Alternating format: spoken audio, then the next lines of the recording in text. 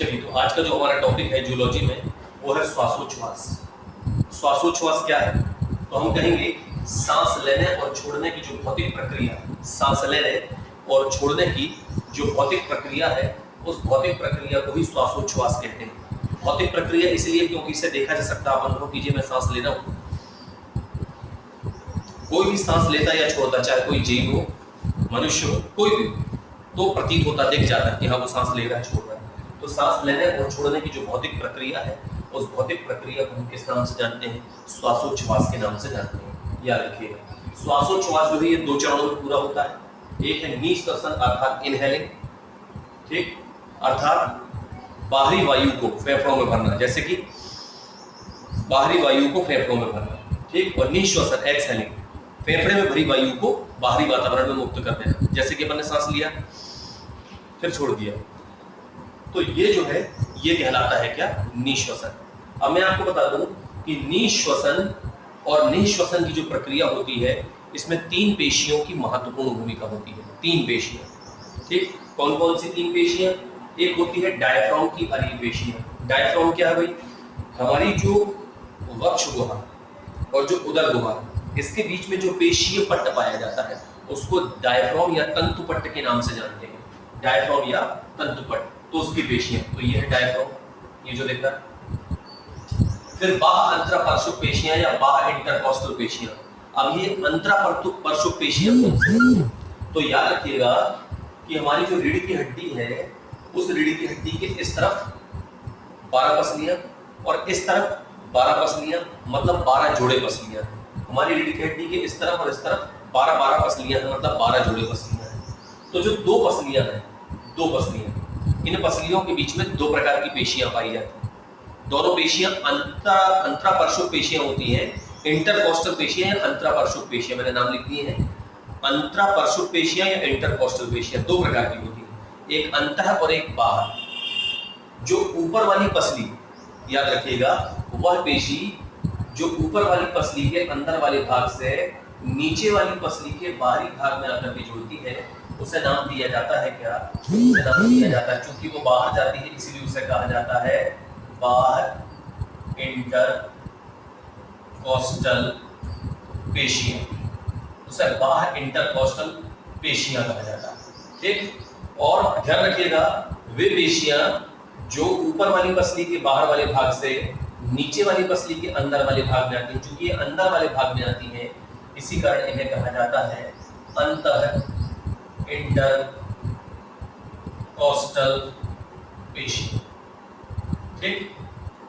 तो हमारी जो पसलियां हैं, पसलियां, इनकी संख्या होती है 12 जोड़ी। इनकी संख्या होती है 12 जोड़ी। और जो बाहर इंटरकॉस्टल और अंतः इंटरकॉस्टल पेशियां, इंटरकॉस्टल पेशियों की संख्या होती है 11 जोड़ी। बाह्य इंटरकॉस्टल पेशियां भी होती हैं 11 जोड़ी, अंतः इंटरकॉस्टल पेशियां भी कैसी होती हैं? 11 जोड़ी होती हैं। इस बात का अपने को ध्यान रखना है, ठीक।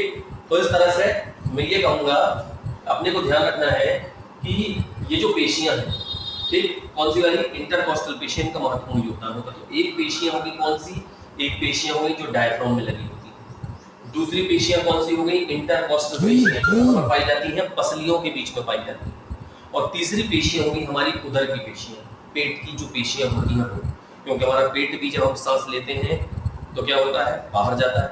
सांस छोड़ते हैं तो कहाँ आता है? अंदर आता है। ध्यान रखिएगा। तो इस तरह से उदर की पेशियों की भी महत्वपूर्ण भूमिका है। तो जब हम सांस लेते हैं, जब हम अपने फेफड़े में हवा भरते हैं, तो क्या होता है? जब हम अपने फेफड़े में हवा भरते हैं, तो ऐसी स्थिति में जो डायफ्राम है फूला हुआ, वो डायफ्राम क्या हो जाता है? सिकुड़ जाता है। जो डायफ्राम फूला हुआ है वह क्या हो जाता है? सिकुड़ जाता है। अर्थात डायफ्राम की पेशियों में क्या होता है? संकुचन। डायफ्राम की अरील पेशियों में क्या होता है? संकुचन, ठीक। दूसरी बात, जो बाह्य इंटरकॉस्टल पेशियां हैं, मतलब जो अंदर से बाहर की ओर जुड़ी होती हैं, दो पसलियों के बीच अंदर से बाहर की ओर जुड़ी होती हैं, बाह्य इंटरकॉस्टल पेशियां, इनमें भी क्या होता है? संकुचन।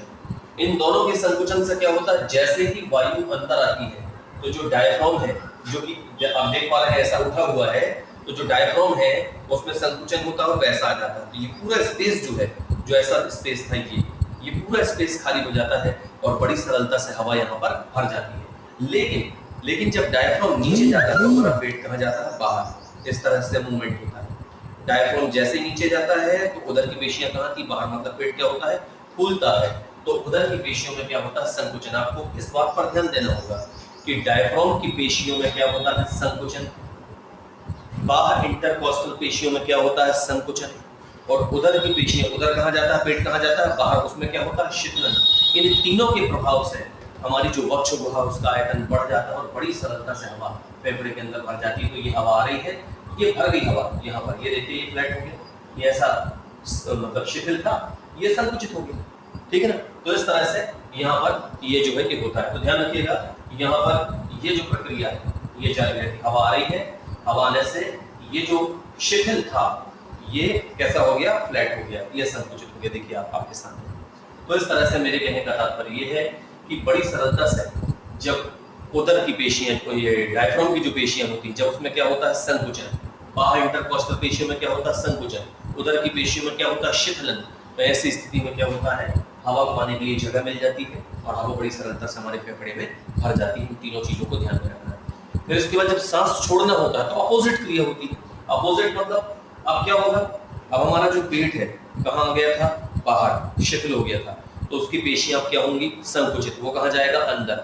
जब वो अंदर जाएगा तो डायफ्राम को ऊपर धक्का देगा, और जब डायफ्राम को ऊपर धक्का देगा तो डायफ्राम में क्या होगा, संकुचन। ऐसी स्थिति में जब नीचे से धक्का मिलेगा, जब हमारा पेट अंदर जाएगा तो नीचे से धक्का मिलेगा, और इस धक्के के कारण यहाँ फेफड़े में भरी हुई वायु कहाँ जाने लगेगी, बाहर जाने लगेगी। जब ये धक्का मिलेगा तो ये वापस क्या हो जाएगा, शिथिल, इस प्रकार से, और यहाँ की हवा कहाँ जाने लगी, बाहर। जब हवा बाहर जाती है तो ध्यान रखिएगा उधर की जो पेशियां हैं जो जभी कैसी हो गई थी, शिथिल हो गई थी, अब उनमें क्या होगा, संकुचन, और हमारे डायफ्राम की पेशियों में और बाहर इंटरकॉस्टल पेशियों में क्या होगा, अपोजिट प्रक्रिया होगी, अर्थात शिथिलन होगा। तो इस तरह से जब निश्वसन करना होता है, मतलब जब फेफड़े में वायु को भरना होता है तो डायफ्राम की पेशियों में संकुचन होता है, बाहर इंटरकॉस्टल पेशियों में संकुचन होता है, और हमारी उदर की पेशियों में क्या होता है, शिथिलन, जिससे वक्ष गुहा का आयतन बढ़ जाता है। एक बात और ध्यान रखिएगा, जब हम सांस लेते हैं तो हमारी पसलियां कहाँ आती हैं, ऊपर, स्टर्नम। स्टर्नम मतलब ये बीच की हड्डी, स्टर्नम कहाँ आता है, ऊपर, देखिएगा आया। और जब हम सांस छोड़ते हैं तो पसलियां और स्टर्नम कहाँ जाते हैं, नीचे, ठीक। तो इस तरह से इस बात का भी आप थोड़ा ध्यान रखिएगा। तो इस तरह से जब निश्वसन करते हैं, अर्थात फेफड़े में भरी हुई हवा को कहाँ छोड़ते हैं, बाहर छोड़ते हैं, तो ऐसी स्थिति में क्या होता है, जो डायफ्राम की अरीय पेशियां हैं, उन अरीय पेशियों में क्या होता है, शिथिलन होता है। जैसा कि मैंने कहा कि अब ये फ्लैट हो गया था संकुचित होने के कारण, ये वापस क्या होगा, शिथिल, ठीक। फिर इसके बाद बाहर इंटरकॉस्टल पेशियां जो जब संकुचित हो गई थी वो भी क्या हो जाएंगी, शिथिल।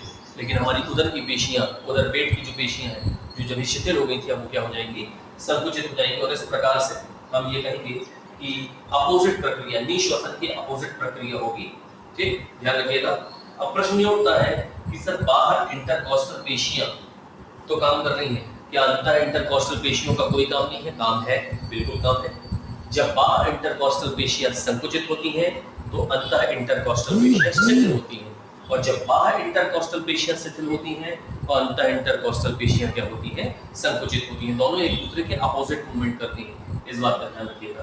तो इस तरह से यहाँ पर ये मैंने एक छोटा वीडियो श्वासोच्छ्वास के लिए बनाया है, जूलॉजी के लिए। अभी एक और वीडियो जो है मैं आपको सेंड करता हूँ जूलॉजी का, ठीक है, उसको भी आपको अभी पढ़ना होगा आज के आज, ठीक है।